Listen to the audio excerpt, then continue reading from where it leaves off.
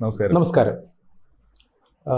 Dubai air ഷോയിൽ ഇന്ത്യയുടെ തേജസ് യുദ്ധവിമാനം തകർന്ന് വീണ ഒരു സാഹചര്യത്തിലാണ് നമ്മളെ അമേരിക്കയെ ഇന്ത്യയെ വ്യാപാരപരമായിട്ട് എല്ലാ തരത്തിലും ബുദ്ധിമുട്ടിച്ചുകൊണ്ടിരിക്കുന്ന ഒരു സാഹചര്യത്തിൽ ഈ തേജസിൻ്റെ തകർച്ച ദുരൂഹതയുണ്ട്.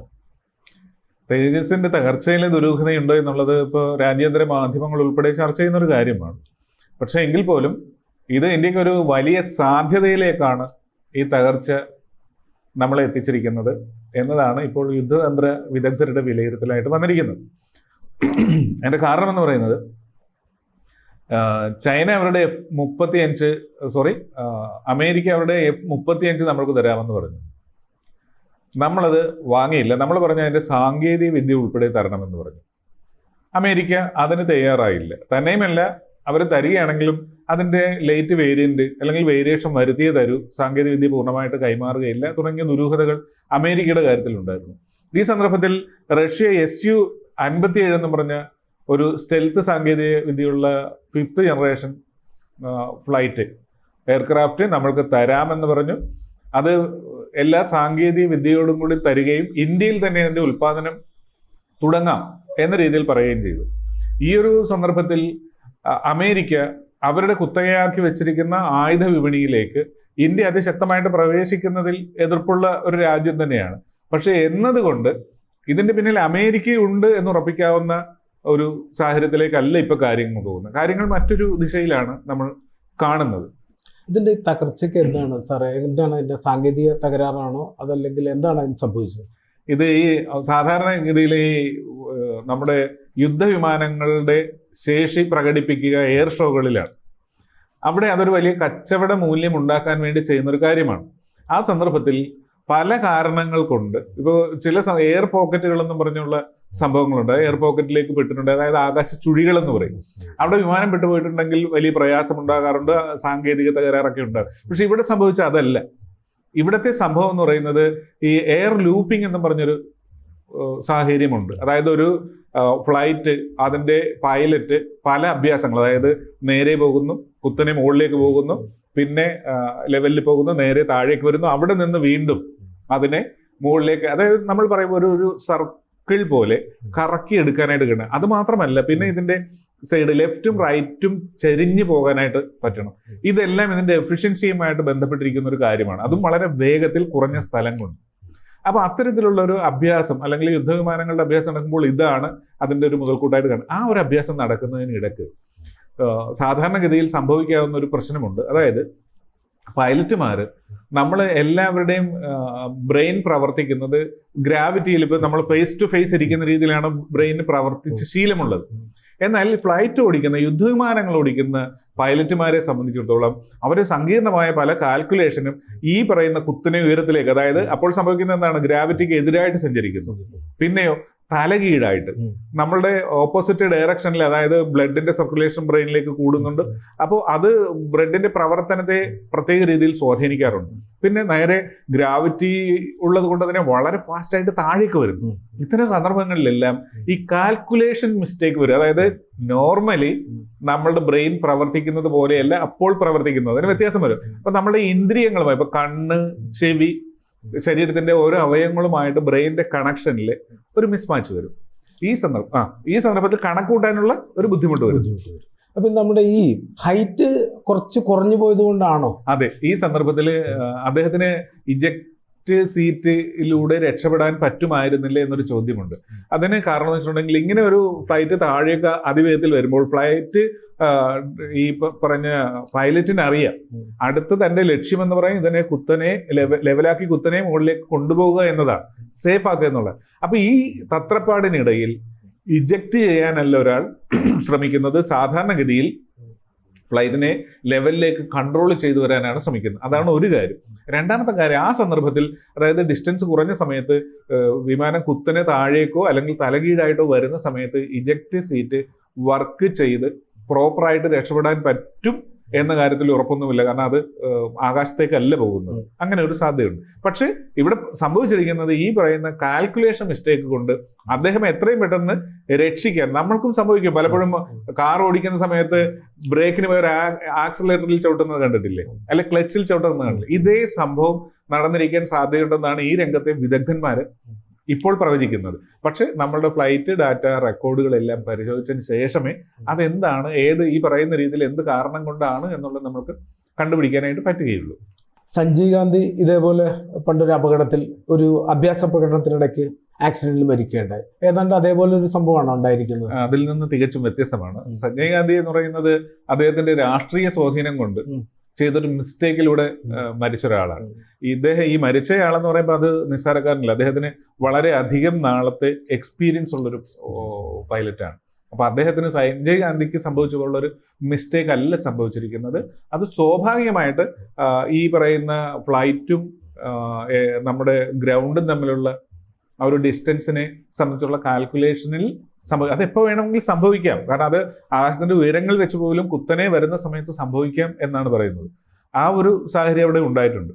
ഈ സർക്കുലർ ലൂപ്പ് എന്ന് സാങ്കേതികമായിട്ട് പറയുന്ന അവസ്ഥ പലപ്പോഴും അതിജീവിക്കാൻ പറ്റാത്ത സാഹചര്യത്തിൽ ഈ വൈമാനികന്റെ ജീവൻ എടുത്തിട്ടുണ്ട്. പക്ഷെ ഇവിടെ പ്രശ്നം എന്താണെന്ന് വെച്ചിട്ടുണ്ടെങ്കിൽ അമേരിക്ക, റഷ്യ എന്നീ രാജ്യങ്ങൾ ഉള്ളൊരു ക്ലബിൽ, അല്ലെങ്കിൽ ഫ്രാൻസ്, ചൈന, അതേപോലെ തന്നെ യൂറോപ്യൻ യൂണിയൻ, ഇവരാണ് ഈ യുദ്ധവിമാനങ്ങളുടെ നിർമ്മാതാക്കൾ എന്ന രീതിയിലുള്ളത്. അപ്പോൾ ഈ രാജ്യങ്ങളുള്ള ഒരു ക്ലബിലേക്ക് ഇന്ത്യ പ്രവേശിക്കുന്നത് അവർക്ക് വലിയ ഭീഷണി തന്നെയാണ്. Japan, Germany, Israel. അപ്പോൾ അതിൽ ജപ്പാനൊക്കെ സാങ്കേതിക വിദ്യയിൽ വളരെ മുന്നിലാണ്. അവർക്കൊന്നും ഈ യുദ്ധ വിമാനങ്ങളൊന്നും ഇല്ല. യുദ്ധവിമാനങ്ങളുടെയും അതേപോലെ യാത്രാ വിമാനങ്ങളുടെയും സാങ്കേതിക വിദ്യയാണ് ലോകത്തുള്ളതിൽ ഏറ്റവും സങ്കീർണമായ സാങ്കേതിക വിദ്യ എന്നാണ് പൊതുവെ പറയുന്നത്. അപ്പൊ അതുകൊണ്ട് തന്നെ അതിൽ, അതായത് യുദ്ധവിമാനത്തിനെ എന്ന് പറയുന്നത് യാത്രാവിമാനത്തെക്കാൾ കുറച്ചുകൂടി പ്രോട്ടോടൈപ്പ് അല്ലേ. അപ്പൊ അതിന് വേഗത വേണം, എല്ലാം കൂടെ അതിൽ ഉൾക്കൊള്ളിക്കണം. ആയുധം അതിൽ നിന്ന് പ്രഹരിപ്പിക്കുമ്പോഴുള്ള അതിന്റെ ആഘാതം തടുക്കാനുള്ള കഴിയണം. ഇങ്ങനെ അതേപോലെ തന്നെ ശത്രുവിമാനങ്ങൾക്കുള്ള റഡാർ സംവിധാനം, അവരെ ഡിറ്റക്ട് ചെയ്യാനുള്ള, ഇങ്ങനെ കുറെ സാങ്കേതിക വിദ്യ വേണം എന്നതുകൊണ്ട് തന്നെ ഈ ജപ്പാന്റെയോ ജർമ്മനിയുടെയോ സാങ്കേതിക വിദ്യകളൊക്കെ ഈ മേഖലയിൽ ശിശുക്കൾ തന്നെയാണ്. അവർ ഇതിലേക്ക് വന്നില്ല. അവരെല്ലാം ഉപയോഗിക്കുന്നത് അമേരിക്കയുടെ ഫ്ലൈറ്റുകളാണ് പൊതുവെ. അതായത് ഉദാഹരണത്തിന് ഇപ്പോൾ ഇസ്രയേൽ മുഴുവനായിട്ട് ഉപയോഗിക്കുന്നത് അമേരിക്കൻ സാങ്കേതിക വിദ്യയിലുള്ള കാര്യങ്ങളാണ്. ഫ്രാൻസിന് സ്വന്തമായിട്ട് ഉണ്ട്, നമ്മൾ അവരുടെ റഫേൽ എടുത്തിട്ടുണ്ട്, അതേപോലെ തന്നെ. പക്ഷെ ജപ്പാനോ ജർമ്മനിയോ ഒന്നും വിചാരിച്ചാൽ ഒരു യുദ്ധവിമാനത്തിന്റെ അടുത്തെത്താൻ ഇപ്പോഴും പറ്റും എന്നൊരു അവസ്ഥയിലല്ല അവരുള്ളത്. ഇസ്രയേലിന് ഒരു ആയുധം കയറ്റുമതി ചെയ്യുന്ന ഒരു രാജ്യമായിട്ട് ഇന്ത്യ മാറിയിരിക്കുകയാണ്. നമ്മുടെ ഈ തേജസിന്റെ തകർച്ച നമ്മുടെ ഈ ആയുധ കച്ചവടത്തെ ഭാവിയെ ബാധിക്കുമോ? ആയുധ കച്ചവടത്തിന് ഒരു സുവർണ കാലത്തിലേക്ക് ഇന്ത്യ പ്രവേശിക്കാൻ പോവുകയാണ് ഈ തകർച്ചയോട്. നമ്മൾക്കതിൽ നമ്മുടെ ഈ ഫ്ലൈറ്റിന്റെ ആ ഒരു പൈലറ്റ് മരിച്ചതിൽ വലിയ ദുഃഖമുണ്ട്, വളരെ വിഷമമുണ്ട്. അദ്ദേഹം 2 കോടി രൂപയാണ് ഈ പറയുന്ന ഇജക്ഷൻ സീറ്റിന്റെ വില എന്ന് പറയുന്നത്. ആ ഇജക്ഷൻ സീറ്റ് നമ്മൾ അമേരിക്കയിൽ നിന്ന് വാങ്ങിച്ചാണ് വെച്ചിരിക്കുന്നത്. അതേപോലെ തന്നെ ഇതിന്റെ എഞ്ചിനും അമേരിക്കയുടേതാണ്. ബാക്കി ഘടകഭാഗങ്ങൾ ഇതിൽ ഏകദേശം 70% സാധനങ്ങൾ ഇന്ത്യൻ മെയ്ഡാണ് ഇതിൽ. അപ്പൊ ഇത്രയും അമേരിക്കയിൽ നിന്ന് പർച്ചേസ് ചെയ്തു എന്നതുകൊണ്ട് ഇന്ത്യയുടെ ഈ റിസർച്ച് സെന്ററുകളിലെല്ലാം പരിശോധിച്ച് എന്തെങ്കിലും പ്രയാസകരമായ സോഫ്റ്റ്വെയറുകൾ അതിലുണ്ടോ, ഭാവിയിൽ ബുദ്ധിമുട്ടുണ്ടാക്കുന്ന എന്തെങ്കിലും ഘടകങ്ങളുണ്ടോ എന്നൊക്കെ നോക്കിയതിന് ശേഷമാണ് അതെല്ലാം ഫ്ലൈറ്റിൽ കൊണ്ടുവരുന്നത്. അവിടെയല്ല. ഇതിൽ ഏറ്റവും വലിയ പ്രത്യേകത എന്ന് പറയുന്നത്, നമ്മളുടെ ഈ തേജസ് MK-1 എന്ന് പറയുന്ന വിമാനം ഒരു 4.5 ജനറേഷനിലുള്ള വിമാനമാണ്. ഇപ്പോൾ ചൈന 5th ജനറേഷനിലേക്ക് വരുന്നു എന്ന് പറയുന്നുണ്ടെങ്കിൽ പോലും, അവർക്ക് ഫ്ലൈറ്റ് ഉണ്ടെന്ന് പറഞ്ഞാൽ പോലും, അത് ചൈനയുടെ 5ാം തലമുറയേക്കാൾ മികച്ചതാണ് നമ്മുടെ 4.5 വേരിയന്റിൽ നിൽക്കുന്ന ഈ ഒരു വിമാനം എന്നാണ് പ്രതിരോധ മേഖല പറയുന്നത്. രണ്ടാമത്തെ കാര്യം, അമേരിക്കയും റഷ്യയും നമ്മൾക്ക് വാഗ്ദാനം ചെയ്തത് 5th ജനറേഷൻ ഫ്ലൈറ്റുകളാണ്. അതായത് പൂർണ്ണമായ സ്റ്റെൽത്ത് സാങ്കേതിക വിദ്യ അതിലുണ്ട്. റഡാറിൽ പെടാതിരിക്കാനായിട്ട് കഴിയും എന്നതാണ്. റഡാറിൽ പെടാതിരിക്കാൻ കഴിയുമെന്ന് വെച്ചിട്ടുണ്ടെങ്കിൽ, അതായത് റഡാറിനെ വഴിതെറ്റിക്കുന്ന സിഗ്നൽസ് ഇത് പ്രൊഡ്യൂസ് ചെയ്യും. ആ ഒരു സംവിധാനം ഇതിലുണ്ട്. ഇതാണ് സ്റ്റെൽത്ത് എന്നുകൊണ്ട് ഉദ്ദേശിക്കുന്നത്. അതിന്റെ രൂപഘടനയിൽ ശത്രു റഡാറിൽ നിന്ന് വരുന്ന തരംഗങ്ങളെ വഴിതെറ്റിക്കാവുന്ന രീതിയിലുള്ള രൂപഘടനയും അതുണ്ട്. അതായത് മാക്സിമം വിസിബിലിറ്റി അതിൽ കുറക്കും എന്നതാണ്. ഇങ്ങനെ കുറേയേറെ ഘടകങ്ങളുണ്ട്. പക്ഷേ ഈ ഫ്ലൈറ്റിൻ്റെ ഒരു പ്രത്യേകത എന്ന് പറയുന്നത് ഇത് നമ്മുടെ രാജ്യത്തിൻ്റെ ആയുധ വിപണിയുടെ ഒരു കുന്തമുനയായിട്ട് മാറാൻ സാധ്യത ഉള്ളൊരു ഫ്ലൈറ്റാണ്. ഇതിൻ്റെ ഒരു റേഞ്ച് എന്ന് പറയുന്നത് നമ്മളിത് നിർമ്മിച്ചത് തന്നെ മിഗ് വിമാനത്തിന് പകരമായിട്ട് ആണ് എന്ന് ചിന്തിക്കുക. മിഗിന് പകരമായി, അതായത് അമേരിക്കയുടെ F-16 പകരമായിട്ടാണ് MiG-21 ഉണ്ടാക്കുന്നത്. ആ MiG-21 നമ്മളുടെ സേനയിൽ വന്ന് നിരവധി തവണ തകർന്നു വീഴുക. അതിൻ്റെ കാലപ്പഴക്കം കൊണ്ട് നമ്മൾക്ക് അതിന് പകരം ഒരു യുദ്ധ വിമാനം വേണം. അതിന് വിദേശങ്ങളിൽ നിന്ന് പോകാതെ നമുക്ക് സ്വയം പര്യാപ്തമായി മേക്കിംഗ് ഇന്ത്യയിലൂടെ തന്നെ ഉണ്ടാക്കാം എന്ന രീതിയിലാണ് ഇതിൻ്റെ രൂപകൽപ്പന നടത്തിയത്. ഇതിൻ്റെ ഒരു പ്രത്യേകത എന്ന് വെച്ചിട്ടുണ്ടെങ്കിൽ 13.2 മീറ്റർ നീളമുണ്ട്, 4.4 മീറ്റർ ഉയരമുണ്ട്, 12,000 കിലോയാണ് ഭാരം. അതായത് 12 ടൺ ഭാരമുള്ള ഒരു വിമാനമാണ്. ഇതിന് ഏകദേശം ആകാശത്തിലേക്ക് 15 കിലോമീറ്റർ ഉയരത്തിൽ പോലും പറക്കുവാനുള്ള ശേഷിയുണ്ട്. ഏകദേശം 3000 കിലോമീറ്റർ റേഞ്ചിൽ അതിന് പോകാനും സാധിക്കും. അത്ര ബൃഹത്തായ സാധ്യതയുള്ളൊരു വിമാനമാണ്. അപ്പോൾ ഇത് വിപണിയിലേക്ക് വരുമ്പോൾ ഉള്ള പ്രശ്നം എന്താണെന്ന് വെച്ചിട്ടുണ്ടെങ്കിൽ ഈ സാധ്യത, നമ്മുടെ ഇത് തകർച്ച കൊണ്ടുള്ള സാധ്യത എന്ന് പറയുന്നത് US-ന്റെ ഇപ്പോൾ നമ്മൾ ഈ പറഞ്ഞ F-35 29 തവണ തകർന്നു വീണ വിമാനമാണ്. ഏറ്റവും സാങ്കേതിക തികവുള്ളതാണ്. അവരുടെ തന്നെ F-22 അതും നൂതന വിമാനമാണ്, അത് 5 തവണ തകർന്നിട്ടുണ്ട്.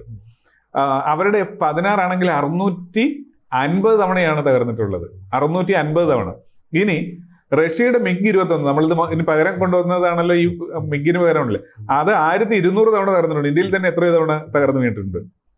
പിന്നെ റഷ്യയുടെ ഒരു J-23 എന്നും പറഞ്ഞുകൊണ്ട് 300 തവണ തകർന്നിട്ടുണ്ട്. ചൈനക്ക് J-15 ചൈനയാണ്, MiG-23 ആണ് 300 തവണ. ചൈനക്ക് J-15 എന്ന് പറഞ്ഞൊരു വിമാനമുണ്ട്, ഒരു സ്റ്റെൽത്ത് സാങ്കേതിക വിദ്യയൊക്കെ കൊണ്ടെന്നാണ്. 300 അതെത്രയാണ്? അത് 5 തവണ തകർന്നിട്ടുണ്ട്. ഫ്രാൻസിന്റെ നമ്മൾ വാങ്ങിച്ച റാഫേലില്ലേ, അത് 5 തവണ തകർന്നിട്ടുണ്ട്. പക്ഷെ 2016 മുതൽ സേനയിലുള്ള നമ്മളുടേത് 2 തവണവേ തകർന്നിട്ടുള്ളൂ. യൂറോപ്യൻ യൂണിയൻ യൂറോ ഫൈറ്റർ എന്ന് പറയുന്ന ടൈഫൂൺ എന്ന് പറഞ്ഞൊരു വിമാന രൂപകൽപ്പന ചെയ്തത് 12 തവണ തകർന്നിട്ടുണ്ട്. ഇപ്പോ യുദ്ധവിദഗ്ധർ ഈ വിഷയം ഇപ്പൊ ചർച്ച ചെയ്യുന്ന ഒരു അന്തരീക്ഷത്തിലാണ്. അതായത് 2 തവണയെ 2016 മുതൽ ഫ്ലൈറ്റ് ചെയ്യുന്ന ഈ തേജസ് തകർന്നിട്ടുള്ളൂ എന്നുള്ളത് ഇപ്പോഴാണ് ഐഡന്റിഫൈ ചെയ്തിരിക്കുന്നത്. അപ്പൊ നമ്മൾ ഈ പറഞ്ഞ എല്ലാ ക്ലാസ്സിലും ഏറ്റവും മികച്ച, വില കുറഞ്ഞ, കാര്യക്ഷമതയുള്ള, തകർച്ച, അപകട ഭീഷണി ഏറ്റവും കുറഞ്ഞ വിമാനമായിട്ട് ഇപ്പോൾ ഇത് മാറിയിരിക്കുകയാണ്. സാറേ, ഇപ്പോൾ ചോദിക്കാനുള്ളത്, ഇപ്പോൾ അമേരിക്കയിലെ യുദ്ധവിമാനങ്ങൾ നിരവധി പ്രാവശ്യം തകർന്നു വീണെന്ന് പറഞ്ഞ്, റഷ്യയിലെ തകർന്നു വീണെന്ന് പറഞ്ഞ്, ഫ്രാൻസിലെ തകർന്നു വീണു. പക്ഷെ ആ രാജ്യങ്ങളിലെ ആരും തന്നെ ജനങ്ങൾ അതിൽ സന്തോഷിക്കുന്നവരല്ല. പക്ഷെ ഇന്ത്യയുടെ തേജസ് തകർന്നു വീണപ്പോൾ ഇവിടെ സന്തോഷിക്കുന്ന ഒരു കൂട്ടം ആൾക്കാരെങ്കിലും ഉണ്ട്. അത് ഇന്ത്യയിലെ പട്ടാളക്കാരെ രാജ്യത്തിന്റെ ഭാഗമായിട്ടല്ല, ഭരിക്കുന്ന രാഷ്ട്രീയ കക്ഷിയുടെ ഭാഗമായി കാണുന്ന ഒരു വിഭാഗം ആൾക്കാരുണ്ട്. അത് വലിയ ദുഃഖകരമായ ഒരു കാര്യം. ലോകത്ത് ഒരു സ്ഥലത്തും പട്ടാളക്കാർക്ക് വീരപരിവേഷം കിട്ടുന്നതല്ലാതെ അവരെ രാഷ്ട്രീയത്തിന്റെ ഭാഗമായിട്ട് കാണുന്നത് നമ്മൾ കണ്ടിട്ടില്ല. നിർഭാഗ്യകരമായ ഇന്ത്യയിൽ അങ്ങനെയുണ്ട്. പക്ഷെ അങ്ങനെ അവർ കണ്ടാൽ പോലും ഇന്ത്യയുടെ ആയുധ വിപണിയിൽ ഒരു കുതിച്ചുചാട്ടത്തിന് ഈ അപകടം കാരണമാകും. പക്ഷേ അതിലൊരു ജവാൻ മരിച്ചതിൽ നമുക്ക് സങ്കടമുണ്ട്. അദ്ദേഹത്തിന് ആദരാഞ്ജലി ഇവിടെ അർപ്പിക്കാൻ നമുക്ക്. പക്ഷേ ഇന്ത്യയുടെ ആയുധ വിപണിയുടെ ഭാവിയെ ഇത് നല്ല രീതിയിൽ ബാധിക്കുകയുള്ളൂ. സാർ, ഈ അതിർത്തിയിൽ സംഘർഷം ഉണ്ടെന്ന് അറിയുമ്പോൾ ബോധം കെട്ട് വീഴുന്ന പ്രതിരോധ മന്ത്രിമാർ വരെ ഇന്ത്യക്കുണ്ടായിരുന്നു. അവിടെ നിന്നിട്ട് ആയുധ കച്ചവടത്തിലേക്ക് മുന്നിട്ടിറങ്ങുന്ന ഒരു വൻകിട രാജ്യമായി ഇന്ത്യ മാറിക്കൊണ്ടിരിക്കുകയാണ്. അത് ഇനി ആ കുതിപ്പ് തുടരും തുടരും. കാരണം എല്ലാ രാജ്യങ്ങളുടെയും ഇക്കാര്യത്തിലുള്ള എതിർപ്പിനെ മറികടന്നുകൊണ്ട് തന്നെയാണ് നമ്മൾ പോകുന്നത്. അതുകൊണ്ടാണ് അമേരിക്കയുടെ ഫ്ലൈറ്റ് നമ്മൾ നിരസിച്ചത്. സാങ്കേതിക വിദ്യ ഇല്ലെങ്കിൽ ഞങ്ങളിത് വാങ്ങിക്കില്ലെന്ന് റഷ്യയോട് പറഞ്ഞത്. അപ്പോൾ ഒരു സംശയവുമില്ല, നമ്മൾ മുന്നോട്ട് തന്നെയാണ്.